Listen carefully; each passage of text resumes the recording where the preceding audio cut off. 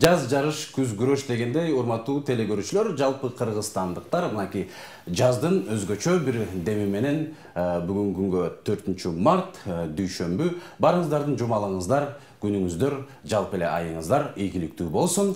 Андыктан биз менен жаңы кошулгандар болсо, экранга жакыныраак отуруңуздар. Эң сонун маанай каалоо менен биргеликте бүгүн бизде өзгөчө бир конок, студиябыздын коногу. Сөз түрдө Кыргыз Республикасынын маалымат, маданият жана ошондой эле туризм министри Азамат Жаманкулов болмокчу. Саламатсызбы, Кутман таң? Саламатсызбы.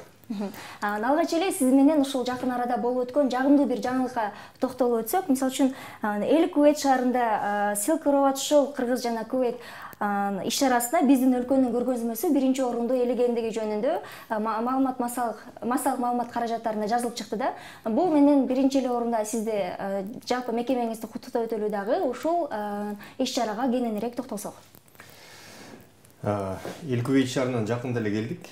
Абдан чоң маданий жаамат менен барганбыз. Маданий эмес, бизнес дагы жаамат барган ал жерге. Ушу 120дан ашык киши Эл Кувейт шаарына барып, кыргыздын маданияты кандай экенин, кыргыздын экономикасы кандай товарларды чыгарат, негизи эле өндүрүшчүлөрдүн кандай потенциалы бар, ошонун баардыгын көрсөтүп келдик. Ал жерде эки себеп бар эле. Биринчиси Кувейт менен Кыргызстандын дипломатиялык мамилесине 25 жылдыгына карата, экинчиси ошо Кувейттин улуттук күндөрү ошол жерде белгиленип, абдан чоң иш-чаралар болуп атты. Башка өлкөлөрдөн да чакырылган экен.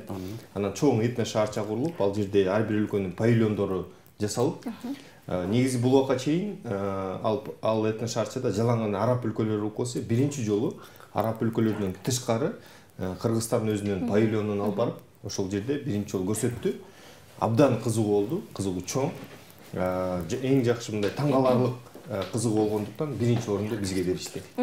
Андан тышкары эми ал жерде бизнес форумдар болду, Чыңгыз Айтматовго арналган чоң илимий конференция болду. Жана биздин товарлардын көргөзмөлөрү болду, кол өнөрчүлөрдүн көргөзмөлөрү болду. Бир-эки жерде абдан чоң концерттерди бердик. Bunun баардыгы ушул кыргыз маданиятына болгон кызыгууну көрсөтүп турат. Араб өлкөлөрү өзгөчө акыркы мезгилдерде ушундай кызыгууну көрсөтүп, биздин маданиятты өздөрүнө алып барып көрсөткөнгө аракет жасашып атат. Бул мен ойлойм биринчи кадамдар болду. Бул үчүн ошол жерде катышкан баардык жааматтарга жана элчиликке абдан ыраазычылык билдиребиз. Сөз түрдө аябай сонун бир маанайды көтөргөн, деги эле кыргыздын духун көтөргөн сонун иш-чара болуп өтүптүр. Мындан сырткары дагы ушул дипломатиялык деп айттыңыз, мамилелерине 25 жыл толду деп, дагы кандай иш-чаралар күтүлүүдө? Кыргызстанда өтчү же Кыргызстан катышчу? Ал жерде эми азыр быйыл абдан иш-чаралар көп, маданий жааттан. Мынакей ушу март айында эле Сауд Арабиясында абдан чоң иш-чара күтүлүп атат. Ал жерде дагы бир канча биздин абдан чоң жаамат барат. Андан тышкары быйыл Ош шаары түрк дүйнөсүнүн маданий борбору деп жарыяланды. Ал жерде дагы бир 25-30га жакын иш-чараларыбыз бар. Быйыл мынакей Шанхай уюмунун отуруму болот бул жерде. Ал жерде дагы чоң дүйнөлүк көргөзмө. Анан баягы көптөгөн биздин делегациялар келгенден кийин ал жерде чоң гала концерт болот. Ага даярданып атабыз. Андан тышкары мынакей президентибиз дагы жарыяланды. Бул улуттук көчмөндөр оюндарын Кыргызстанда өткөрүү боюнча жарыя болду. Анын форматын иштеп чыгуу жана маданий иш-чараларын даярдоо боюнча азыркы учурда абдан чоң иштер жүргүзүлүп атат. Чоң рахмат жолуңуз үчүн. Айтыңызчы, негизи ушул жакында буюрса жакшы күндөр күтүлөт экен буюрса 9-мартта араб жергесинде боло турган иш-чарага так суроо бергим келип атат. Кыргызстандан канча боз үй, канча жаран, мүмкүн канча учак, кандай баягы бүркүттөр мүмкүн ушундай өзүнчө баягы ошол жакка керектүү канча сарпталып атат? Эми сарпталган суммасы боюнча азыркы учурда да тактан элек. Бунун баардыгын Сауд Арабиясы өзүнө алган. Кыргызстан тараптан азыркы учурда чыгым чыккан жок. Баардыгын өздөрү кызыктар болуп кетип мына 1-2-3 дүйнөлүк көчмөндөр оюндарына келишип, ал жерде баягы сүрөттөрдү, ошол жердеги этно шаарчаны, ошол жердеги маданиятты көргөндөн кийин кудум ушул нерсе бизге биздин өлкөдө керек эле. Ушул нерсени биздин өлкөгө келип көрсөтүп бересиңерби деген келишимдин негизинде биздин 100дөн ашык азыркы учурда боз үйүбүз кетти. 1000ден ашык катышуучуларыбыз кетти. Анын жарымы спорт, жарымы маданий чөйрөдө. Бир 40ка жакын бүркүттөрүбүз кетти, тайгандарыбыз кетти. Аттарыбыз кетмек эле, бирок кээ бир себептерден кете албай калды. Ошондуктан ошол жерде баягы көчмөндөр оюндарынан көрсөтүлгөн компоненттердин баардыгы ушу Сауд Арабиясында көрсөтүлөт. Бул баягы Кыргызстан үчүн абдан чоң сыймык болуш керек, анткени биринчи жолу ушундай сандагы адам, ушундай сандагы биздин өнөр адамдары чет өлкөгө барып Кыргызстандын маданиятын көрсөтүшүп атат. Ушул эле жаңылыкка улай дагы бир жаңылык бар бизде жагымдуу. Ушул жаңылыкка дагы кененирээк мындай токтолуп иш-чара жөнүндө айтып кетсеңиз, мисалы үчүн 2019-жылдын тандоосу, Түрксойдун тандоосу боюнча Ош бул түрк дүйнөсүнүн маданий борбору деп тандалган да. Ушул эмне себептен улам ушул Ош тандалды? Дагы бул бизге кандай Кыргызстанга пайдалуу нерселерди бере алат? Ушул жөнүндө айтып берсеңиз. Жыл сайын Түрксой уюму түрк дүйнөсүнүн маданий борборун тандайт. Бул убакка чейин Түркиянын, Азербайжандын, Казакстандын кээ бир шаарлары болуп келген. Быйыл Кыргызстандын кезеги эле. Кыргызстандын кезеги келгенде биз сунуш кылганбыз. Ошол Ош шаарынын түрк дүйнөсүнүн маданий борборун деп танууга. Ошол танылып, жарыяланып, мынакей декабрь айынан баштап даярданып баштадык. Бул эмне дегендик? Ош шаарынын маданий борбору алкагында быйыл 25ке жакын иш-чара болот. Анын бир жартылайы эл аралык иш-чара. Башка өлкөлөрдөн да катышат. Түрк дүйнөсү быйыл ушул маданий борбор деп Ош шаарын белгилейт дагы, түрк дүйнөсүнүн ичине жарыяланат. Түрк дүйнөсүнүн ичине үгүт болот Ош шаары. Бүткүл болгон иш-чаралардын баардыгы түрк дүйнөсүнө чагылдырылып турат. Болгон иш-чаралардын баардыгына түрк дүйнөсүнүн маданий өкүлдөрү, спорт өкүлдөрү, башка саясий өкүлдөр келет. Мунун баардыгы Ош шаарынын ошо түрк дүйнөсүнө борбор катары белгилүү кылганга абдан чоң түрткү болот. Бул туристтик жактан дагы, эртеңки инвестиция жактан дагы, тарыхый, маданий жактан дагы Ош шаары үчүн абдан чоң салымдар болот. Ошондуктан бул иш-чаранын мааниси абдан зор. Анда эмесе азыркы учурда ушул жөнүндө айтып өттүңүз, ушул эми иш-чаранын расмий датасы жөнүндө айтсаңыз, кайсыл убакытка тандалды? Азыркы учурда эми жыл бою болот. Ош шаар маданий борбор деп бир жылга жарыяланган. 20 апрелде азыркы учурда биз ачылыш аземин белгилеп атабыз. Андан кийин ошол иш-чараларыбыз башталат. Спорттук жактан, илимий жааттан түрк дүйнөсүнүн сүрөтчүлөрү келип пленерлерин өткөрөт. Жаштар форуму болот, балдар форуму болот. Биздин тарыхый шаарыбыз катары илимий конференцияларды өткөрөбүз. Балет, опера жана башка жанрдагы маданий тармактардын баардыгын быйыл ошол Ош шаарына алып барып, ошол жерде иш-чараларды өткөрөбүз. Демек, ушул 2019-жылдын 20 апрелинен тарта жылдын аягына чейин Ош шаарында буюрса түрк дүйнөсүнүн маданияты ар кандай иш-чаралар өтмөкчү. 1 марттан 7 мартка чейин ушу бир жумалык салттуу кийим жумалыгы делди. Ушул демилгеге кандай колдойсуз? Бул демилгени колдойбуз. Бул убакка чейин биз да бул демилгени көтөрүп келгенбиз. Баягы бир жумалык бизде азыр мына калпак күнү, улуттук кийим күнү, башка күн деген музыка күнү жана башка күн деген ар кайсы даталарда белгиленип атпайбы? Ошонун баардыгын бир жумага алып келип, бир жуманын ичинде ошол иш-чаралардын баардыгын бир жерге топтоп алсак жакшы болмок. Анткени ошол жумада баардыгыбыз улуттук кийимдерди даңазаласак, калпактарыбызды ошол даңазаласак, музыкабызды даңазаласак, негизи эле улуттук маданиятка тиешелүү болгон баардык бөлүктөрдүн баардыгын ошолор биригип келип, бир жуманын ичинде биз ушул улуттук маданиятыбызга кайрылып келип, ошону маанисин, маңызын элге түшүндүрүп, биздин элге эле эмес, башка өлкөлөргө дагы көрсөтсөк, мен ойлойм абдан туура болот деп. Чоң рахмат. Учурда сиз ушул министрлердин арасынан эң жашы деп айтсак болот, эң жаштардын бири деп. Азыркы учурда деги эле бир нерсеге биздин өлкөбүздө жаңылануу киргизүү, реформа жасоо аябай кыйын да. Ошол эле учурда сиздин мекемеңизде, ошол Маданият, маалымат жана туризм министрлигинде кайсыл маселелер сиздин учурда оюңузду көп алып атат да, кайсы нерсе көп ойлондуруп атат? Эки нерсе, биринчиси инфраструктуралык маселелер. Биздин азыр театрларыбыз абдан кээ бир баягы ремонт жагынан, абалы жагынан абдан бир баягы көп жылдан бери тургандыктан начарлап кетти. Ошолордун баардыгын жаңылануу. Экинчиси репертуарлары.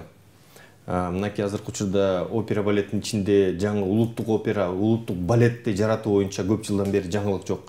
Ошол жактан абдан көп иштеген жатабыз. Негизи эле театрларыбызда азыркы учурда ушул дүйнөлүк классика менен улуттук багыттагы спектакльдерди, жаңы спектакльдерди алып чыгуу боюнча азыр абдан чоң иш жүргүзгөн жатабыз. Эми калган жааттарында эми бул китепкана иштери боюнча, музей иштери боюнча дагы бир канча иштерди баштадык азыркы учурда. Ошолорду улантабыз дагы. Нарын жергесинде Нарын театры өзгөчө жаңыдан каралып, өзгөчө ремонт иштери бүтүптүр. Ошол жагына канча каражат кетти, кандай бир аракеттер болду? Эми Нарын театры мына акыркы мезгилде ушу Кыргызстандын ичинде театрлардын алдыңкылары болгонго абдан умтулуп атат. Бир канча жаңы спектакльдерди жаратып, жакында эле бир Нарын шаары үчүн, негизи эле нарындыктар үчүн абдан бир жаңылык болду. Ал жерде Чыңгыз Айтматовдун чыгармаларынан коюлган чыгармалар баягы мындай чоң жаңылык айланып, туруп көргөндөргө чейин социалдык тармактарда көрсөтүлүп атты. Бунун баардыгы эмне дегендик, бир жаңыча бир спектакльдерди элге, калкка, элге, региондорго, айылдарга алып бара турган болсок, бүгүнкү күндө кызыгуу, аларды көрүү абдан эле жогору экен. Бунун эң негизгиси ошол нерсеге шарт түзүш керек экен, ошол нерсени алып барыш керек экен. Ошондуктан азыркы учурда мына көбүнчө быйыл ушу 2019-жылдагы региондордун жана санариптин жылы ушу көбүнчө региондорго басым жасап, региондук, айылдык театрларга, райондук театрларга бул жерде жасалган жаңы чоң спектакльдерди алып барып кыдыртканга, саякаттатканга аракет жасайбыз. Азыр сиз бизге айтып кеттиңиз да, бул аябай жакшы буюрса демилге болот. Ушул айыл жактагы, мисалы үчүн чет жактагы, Кыргызстандын чет жагындагы театрларды ошол эле учурда ар кандай маданий борборлорду биз өнүктүрсөк, бизге бир жакшы бир демилге, жөрөлгө болот деп. Мисалы үчүн ошону айтып өткөндөн кийин сиз өзүңүз министр болуп, министр катары Кыргызстанды аралап, ушул кайсыл жер маданий борбор реконструкцияга муктаж болуп турат, кандай көйгөйлөрү бар, ошолорго өзүңүз көңүл бөлүп карап келдиңизби? Ооба. Азыр эми бардык региондорго чыкканга, бардык областтарга чыкканга мүмкүнчүлүк болгон жок. Бирок 2-3 областты кыдырып келдим. Ал жердеги айылдарына чейин барып, театрлардын өзүнүн абалын көрүп, китепканалардын, негизи эле маданий үйлөрдүн абалын көрдүк. Эми салыштырсак, көп жерлерде эле бүгүнкү күндө бирдей абал, бирдей учур. Бүгүнкү күндө маданиятка болгон, маданият мекемелерине болгон кичине мамиле бул убакка чейин көп көңүл бөлүнбөгөнү көрүнүп турат. Анткени баарыбыз эле билип турабыз, азыркы учурда айылдагы маданий үйлөрдүн абалдары кандай экенин. Бирок ошол эле мезгилде абалы начар экен деп, бирок ошол жерде эч нерсе өткөрбөйбүз дегенден болбойт. Бүгүнкү күндө кандай абал болбосо дагы маданият менен адамдарды бүгүнкү күндө жан дүйнөсүн байытыш керекпиз. Бизде театрларыбыз, кандай жанрларыбыз болсо ошонун баардыгын аракет жасайбыз алып барганга. Бирок ошол эле мезгилде параллелдүү түрдө катары алардын инфраструктурасын оңдош керекпиз. Бүгүнкү быйылкы чоң көңүл борбор шаарыбыздагы бир 2-3 мекемеге болот. Бул опера балет театрына, Чыңгыз Айтматов атындагы Орус драм театрына, анан филармонияга. Ошол борборубузда турган театрларды жогорку деңгээлге чыгарып алсак, анан региондорубузга эмки жылдан баштап уже баягы план менен кетебиз. Рахмат чоң. Жанагы Кувейтте болдуңуз, негизи эле ушул болгондон бери, министр болгондон бери буга чейин деле көп мамлекеттерде жүргөнсүз иш сапары менен. Биздин маданият менен көптөгөн мамлекеттердин маданиятын салыштырууга болобу же кандай? Абдан терең улуттук этно маданиятыбыз бар. Бул убакка чейин көп чыга элек болсо, мынакей көчмөндөр оюндардан кийин дүйнө көрдү буну. Бүгүнкү күндө түрк дүйнөсү дагы, араб өлкөлөрү дагы, кээ бир Европа өлкөлөрү дагы кызыгып бизди чакырганга акыркы мезгилде аракет жасап атат. Мына Сауд Арабиясына 1000 кишинин кетиши бул ошого мындай практикалык түрдөгү далил да. Биздин баягы каскадерлорго, биздин комузчуларга, биздин бийчилерге, биздин манасчыларга, акындарга жана башка бардык баягы улуттук маданияттын ар бир бөлүгүнө өзгөчө абдан кызыгуу пайда болду. Өздөрүнүн мисалы кээ бир маданий иш-чарасы болуп атса, ошол нерсеге кыргыз маданиятын алып келип бир бөлүгү катары киргизип, бирок ошол эле мезгилде ошол өздөрүнүн маданиятын кызыктырганга аракет жасашып атат. Бул мен ойлойм, бул нерсе дагы чоңойот, өнүгөт. Бунун артынан биз азыркы учурда биздин кээ бир мисалы комузчуларыбыздын же болбосо кээ бир оркестрларыбыздын же болбосо кээ бир ырчыларыбыздын репертуарларын дагы кызыгыраак, дагы жаңылатканга азыркы учурда бир мүмкүнчүлүк болот го деп. Ошол сөзүңүзгө кошулуп кетейин. Ушул маданият жаатында жүргөн, мисалы өзүңүз айткандай артисттер, мүмкүн театр жаатында иштегендер, сизден бир канча бир убакыт мурун бир сайттарга, интернет тармактарына жазганыңызды окуп калдым. Мага бир ардак грамота же мындайча айтканда награда, наам сурап келбегиле, мага бир өзүнчө идея менен келгиле деген бир өзүнчө чоң бир көйгөйлүү талкууга кире турган бир сөз болгон экен. Ушул жөнүндө бир сурагым келди. Мен булга чейин айттым эле, баягы наам берүү бизде абдан орчундуу орунду ыйлайт да маданиятта. Маданият кызматкерлерине наам берилиш керек. Наамсыз болбойт. Бул бир чоң стимул маданият кызматкерлери үчүн.